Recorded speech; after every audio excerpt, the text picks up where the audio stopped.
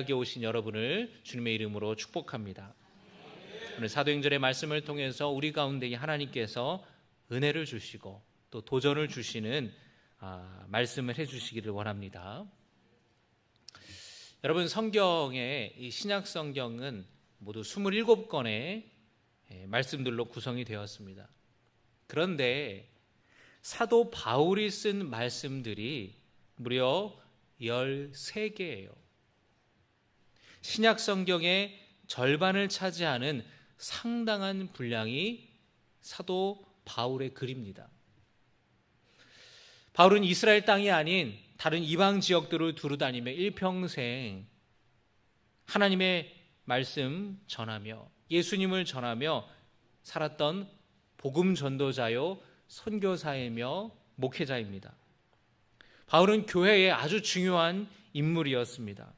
교회 공동체와 개인에게 보낸 편지의 내용에 아주 중요한 메시지가 담겨져 있기 때문에 복음의 이 정수가 담겨져 있고 또 교회 안에서 성도들이 어떻게 믿음 생활을 해야 되는지에 대한 가르침들과 또 그들이 당면한 갈등과 문제에 대해서 사도 바울이 목회자로서 또 신학자로서 그 글들을 통해서 성도들을 돌봤습니다.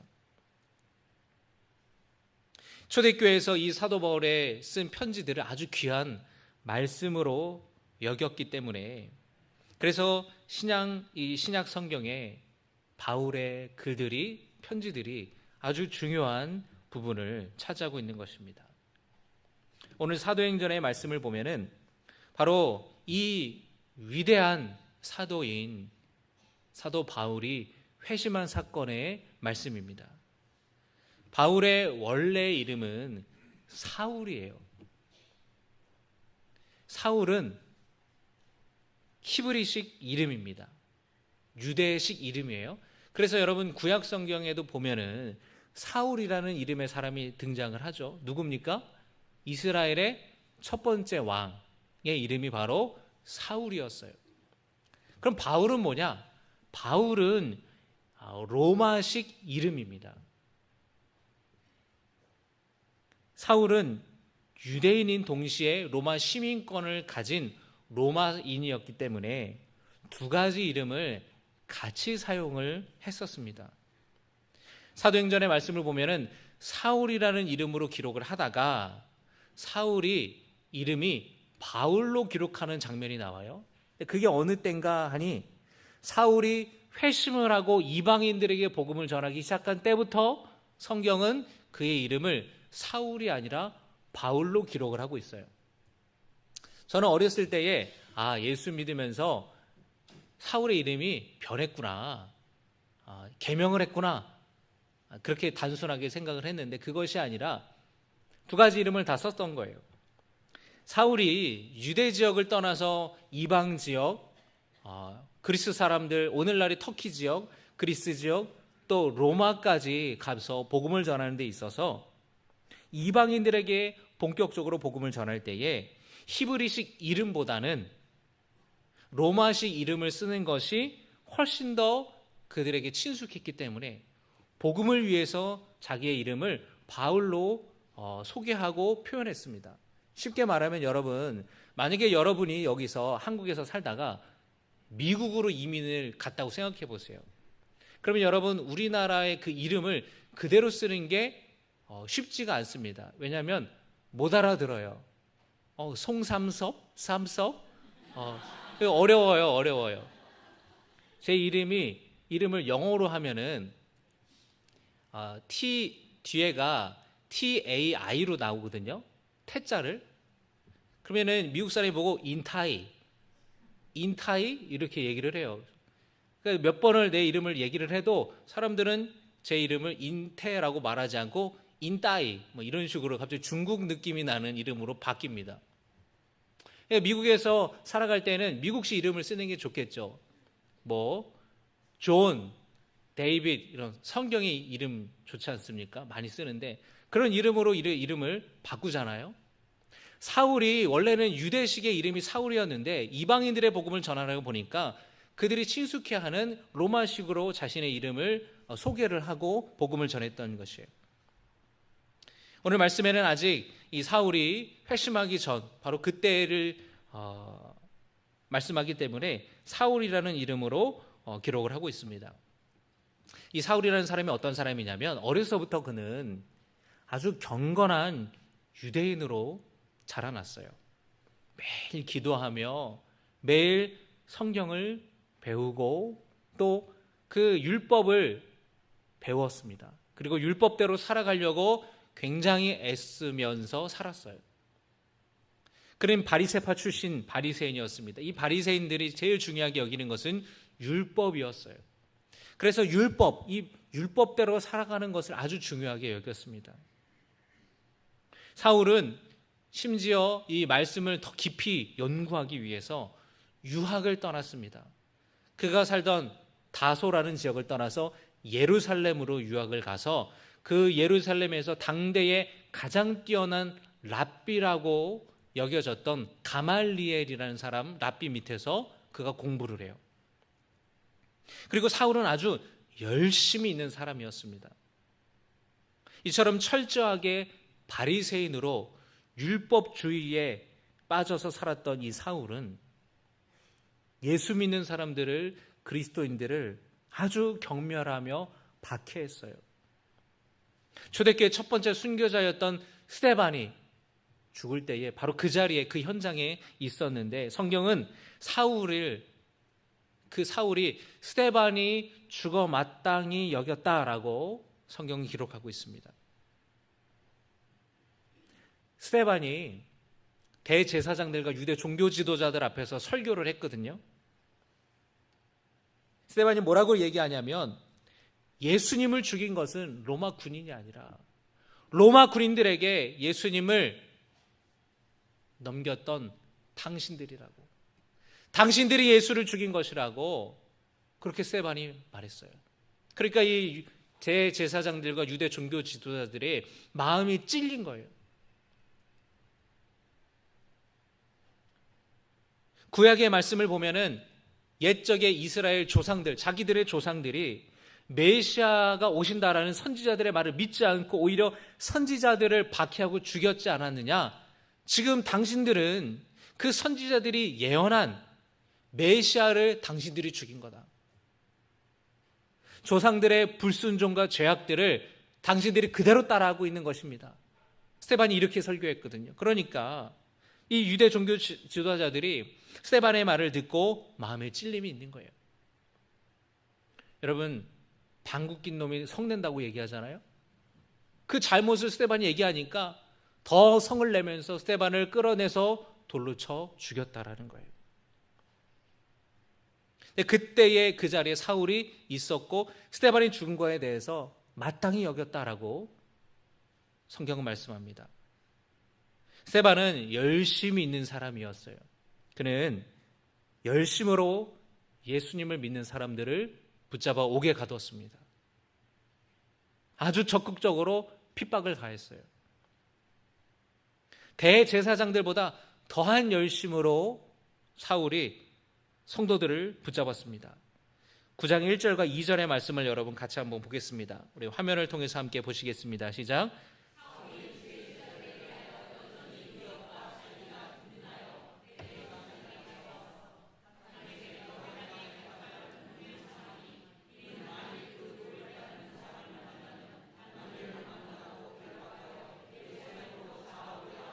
아멘.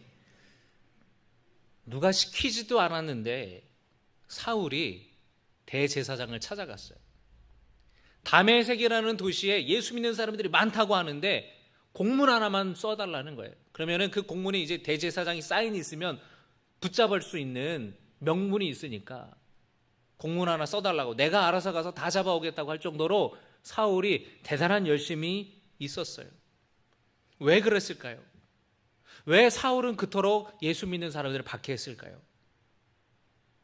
사울이 볼 때에 먼저는 예수님은 메시아가 아니었던 거예요. 별 볼 일 없는 나사렛 출신의 예수님이 메시아일 리가 없다라고 그는 단언했습니다.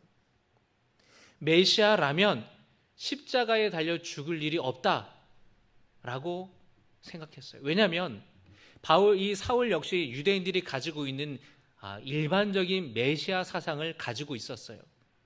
제가 수차례 말씀을 드렸지만 당시 유대인들이 가지고 있는 메시아 사상이 뭡니까?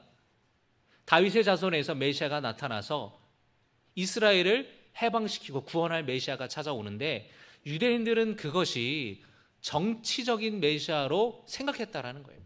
로마 제국을 군사적으로 몰아내고 주권을 회복하고 해방할 수 있는 그런 메시아, 그런 지도자를 꿈꿔왔는데, 아니 로마 군인들에게 힘없이 붙잡혀서 십자가에 달려 죽었다, 어떻게 메시아라고 말할 수 있냐라는 거예요.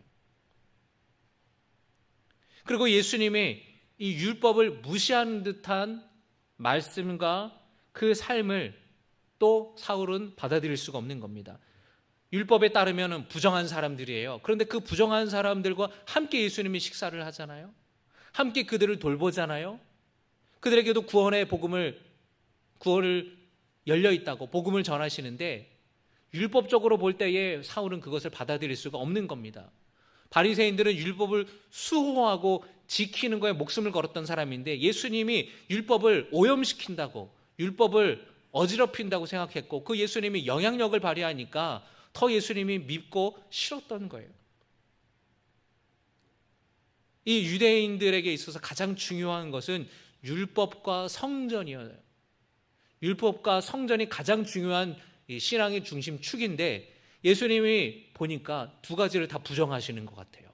성전이 무너진다 그러고, 성전 안에서 이 제사로 제물로 바쳐질 비둘기나 염소나 이 사고 파는 환전상들의 상을 다 엎으시고, 대제사장들에 대해서 예수님 비난하시고 율법을 어기는 것처럼 보이고 하니까 완전히 이제 예수님을 이제 유대교에서 배교했다고 축출하고, 그리고 그런 예수님을 따르는 그리스도인들을 좋게 보이지가 않는 거예요.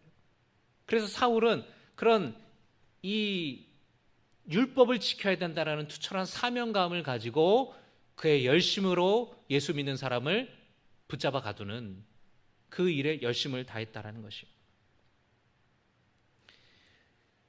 예루살렘으로부터 다메섹까지의 거리가 여러분 200km나 돼요.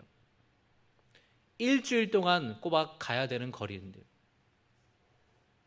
거기를 마다하지 않고 사울이 가는 거예요. 시키지도 않았는데 대제사장이 공문을 받아서 그렇게 가는 겁니다. 대단한 열심이죠. 그러나 잘못된 열심입니다. 여러분, 열심이 있는 거는 좋은데, 열정이 있는 건 좋은데, 그릇된 열심, 잘못된 열정은요, 무섭습니다. 그릇된 신념을 가진 사람들의 대단한 열심은 무서워요. 자기 신념만이 옳다라는 생각이 사로잡히면 주변 사람들의 이야기가 들리지 않습니다. 다른 생각을 가진 사람들을 받아들이지 않고 뿐만 아니라 그들을 적으로 규정해요. 열심이 없는 게 차라리 나아 보입니다. 사울은 지금 이 잘못된 열심으로 그리스도인들을 잡으려고 다메섹까지 그 먼 거리를 마다하지 않고 갔다라는 거예요. 여러분 생각해 보세요. 권사님, 집사님 신방 좀 하고 좀 오시겠어요? 그런데 그 거리가 200km래요. 권사님, 저기 대구에 있는 어느 집사님 신방 좀 하러 다녀오세요. 그럼 여러분, 아유 목사님 못 가요, 바빠요, 그러지 않겠어요? 그런데 어느 권사님이 저에게 찾아오셔가지고, 목사님, 내가 그 대구에 있는 집사님 내가 신방하러 갈 테니까 전화 한 통만 해주시겠어요? 지금 사울이 그런 열심이라는 거예요. 대단하죠, 여러분? 그 열심으로 사울이 다메섹으로 갔습니다. 그런데 다메섹에 거의 도착할 때쯤 그의 인생이 180도 바뀌는 사건이 생겨요. 이 사건은 사울의 인생뿐만 아니라 세계 역사를 바꾼 큰 사건입니다. 바울의 회심. 한낮에 갑자기 하늘에서 강한 빛이 사울을 둘러쌌어요. 오늘 사도행전 9장 말씀을 보면은 그 장면이 이렇게 기록되어 있습니다. 3절의 말씀입니다. 사울이 길을 가다가 다메섹에 가까이 이르더니 호련히 하늘로부터 빛이 그를 둘러 비추는지라. 아유, 목사님 저기 정오라고 하니까 난 12시니까 해가 쨍쨍하죠. 아니요. 그런데 그런 밝음이 아니에요.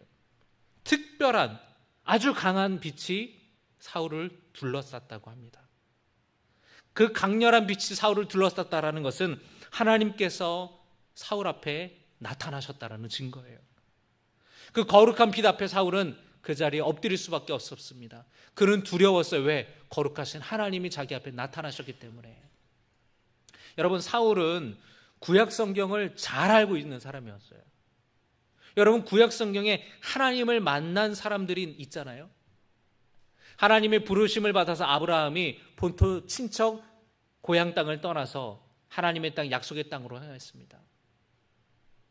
여러분, 또 이스라엘 백성들이 애굽에서 고통당할 때에 그들을 구원한 사람이 있었어요. 누구죠? 민족의 지도자 모세예요.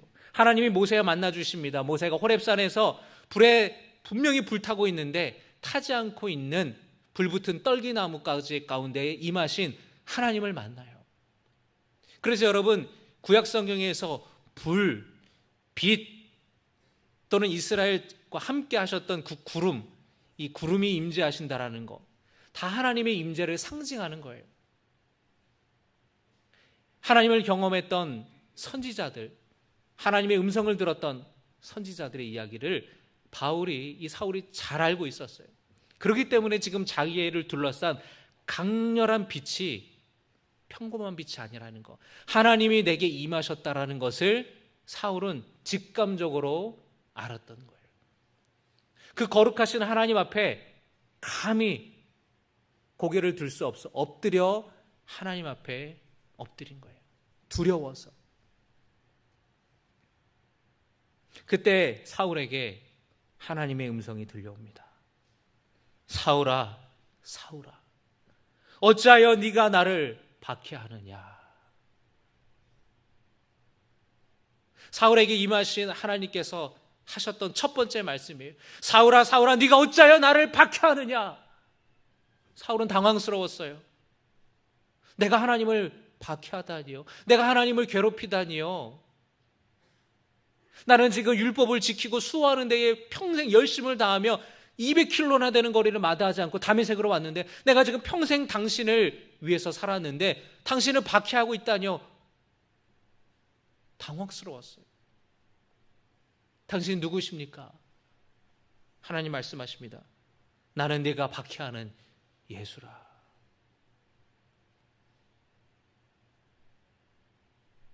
그 말씀을 들을 때에 지금까지 사울이 믿고 있었던 모든 것이 다 흔들리기 시작했어요. 사울은 여호와 하나님을 유일하신 하나님으로 믿었습니다. 그리고 하나님께서 민족을 구원하신 메시아를 보내신다라는 것을 알았어요. 그 메시아를 기다리는 신앙이 있었어요. 그러나 나사렛 예수는 아니라는 거예요. 나사렛 예수는 하나님이 보내신 메시아가 아니라는 거예요. 예수 믿는 사람들을 붙잡아 가뒀어요. 그게 자기 사명으로 알았습니다. 그런데 난생 처음 겪는 그 강렬한 빛 가운데에 임재하시는 하나님께서 말씀하시기를 네가 어찌하여 나를 박해하냐고, 나는 네가 박해하는 예수라고 말씀하시는 거예요. 하나님이 임하셨는데 그분이 예수라는 것입니다. 그리스도인이 틀린 것이 아니라 자기가 틀린 거예요. 자기가 믿어왔던 그 가치와 그 믿음이 잘못됐다라는 것을 사울이 깨달았습니다. 자기가 믿고 확실했던 모든 것이 다 뒤집어졌어요. 예수님이 정말로 하나님이셨던 거예요. 그는 감당할 수 없어 주저앉아 버리고 말합니다. 그동안 자기가 살아왔던 삶과 행동과 모든 신념들이 잘못됐다라는 것을 깨달아졌어요. 두렵고 당혹스러워하는 그에게 주님이 말씀하십니다. 여러분, 사도행전 26장을 보면은 이 회심했던 경험을 회상하며 주님이 이런 말씀을 하셨다라고 사도 바울이 말하거든요. 여러분 26장 16절에서 18절까지를 함께 보겠습니다. 함께 봉독합니다. 시작.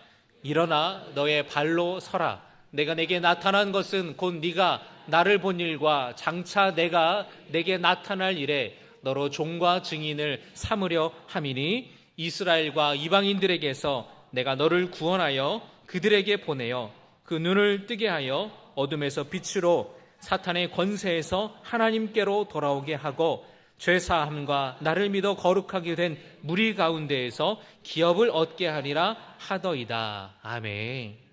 주님께서는 사울을 당신의 특별한 임무를 위해 부르셨다고 말씀하셨다라는 거예요. 하나님에 대해 알지도 못하는 사람들, 관심도 없는 사람들, 그 이방인들에게 이 복음을 전할 것을 이 일에 하나님이 사용하시겠다라는 겁니다.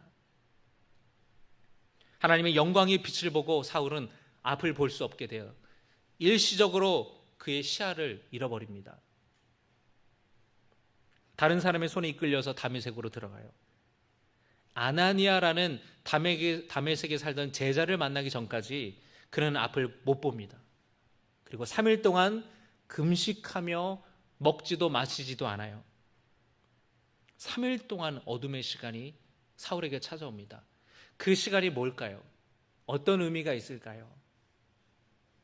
그 시간 동안 지금까지 살아왔던 자신의 삶을 회개하는 거예요. 금식하며 기도하며 그리고 하나님이 내게 주신 그 소명, 그 부르심에 대해서 그가 깊이 그것을 위해 기도했던 시간이었어요. 그의 영혼의 어두운 밤이 이제 지났습니다.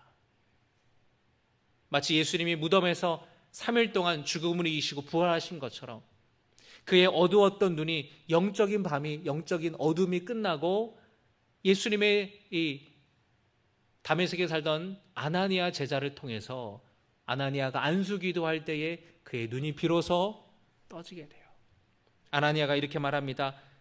형제여, 당신이 오는 길에 나타나셨던 예수님께서 나를 당신에게 보내셨습니다.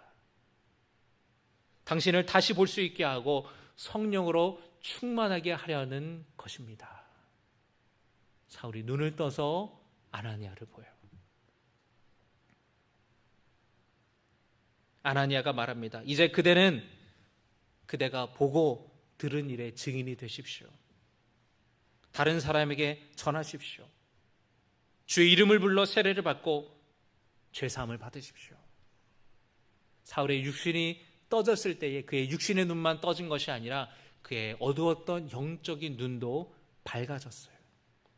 예수님께서 보여주신 삶을 통해 모든 것이 다 맞춰지는 겁니다. 아, 그렇구나. 구약의 선지자들이 예언한 메시아가 바로 예수시구나. 성경은 말씀합니다. 사울이 즉시로 예수님이 하나님의 아들이심을 전했다. 사도행전 9장 20절입니다. 함께 봉독합니다. 사도행전 9장 20절입니다. 시작.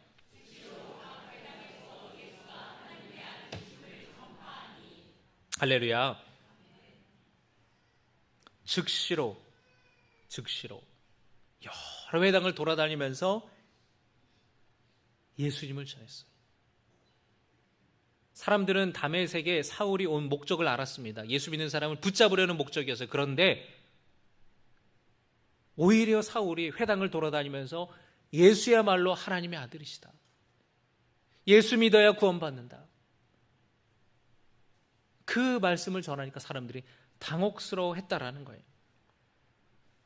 사울의 그전까지는 사울의 열심은 잘못된 열심이었습니다. 그릇된 열심이었어요. 그러나 그 열심이 이제는 복음을 위한 열심으로 변하게 되었어요. 하나님은 사울을 이방인을 위한 사도로 부르셨고 그를 통해 복음이 전파되기를 원했습니다. 여러분, 오늘 이 말씀을 보면서 우리에게 하나님께서 만나주시는 은혜가 있기를 주님의 이름으로 축복합니다. 하나님께서 사울과 강렬한 빛으로 그를 둘러서서 그를 만나주셔서 그를 회심하게 하신 것처럼 여러분 아직 주님을 만나지 못하신 분이 있다면 오늘 이 말씀 가운데에 하나님이 사울을 만나 주신 것처럼 여러분이 하나님을 만나게 되는 시간 되기를 주님의 이름으로 축복합니다. 여러분의 자녀들 가운데에, 여러분 가족들 가운데에 주님을 경험하지 못한 분들이 있다면 정말 주님이 함께 하셔서 회심하게 되는 놀라운 사건이 일으키기를 주님의 이름으로 축복합니다. 과거에 예수님을 경험하고 인격적으로 주님을 만나고 그러나 너무나 오래돼서 지금은 우리의 마음이 식어진 그런 성도들이 있다면 오늘 이 말씀을 통해서 다시 여러분의 마음이 뜨겁게 회복되기를 주님의 이름으로 축복합니다. 또 하나의 여러분 바라기는 바울처럼, 이 사울처럼 뜨거운 열심, 복음을 위한 열심과 열정이 여러분에게 회복되기를 주님의 이름으로 축복합니다. 여러분 세상에서도요, 열심 있는 사람, 열정이 있는 사람이 성공하는 거예요. 여러분 그런데 우리가 세상에서 성공하는 것도 중요하지만 우리에게 복음에 대한 열심이 있기를 주님의 이름으로 축복합니다. 전도에 대한 열심이 있기를 주님의 이름으로 축복합니다. 제가 아는 후배 중에 자동차 딜러를 하는 BMW 딜러를 하는 그런 후배가 있어요. 군대에 있을 때 이제 제가 데리고 있었던 그때는 병사였는데 어디를 가면은 지나가는 차를 보면은요, 목사님 저 차는요 휠이 18인치예요. 원래 저 차는 휠이 16인치인데 휠을 업그레이드 한 것 같아요. 그래? 야, 처음에 멀리서 너는 그게 휠이 몇 인치가 보이니? 네, 맞아요. 저 차는요 몇 마력이고요, 몇 cc고요. 저거를 보니까 몇 년식인 것 같아요. 그 친구는 자동차 잡지를 그렇게 막 구독을 해서 봐요. 자기는 차가 너무 좋다는 거예요. 차가 너무 좋대요. 아니나 다를까 딜러가 됐어요. 그런데 딜러가 된 지 2년 만에 전국에서 2등을 했대요. 지금 4년 연속 탑 5에 올라가서 최근에 연락을 해보니까 그 해에 너무나 실적이 좋아서 회사에서 BMW 차를 줬대요. 그래? 야,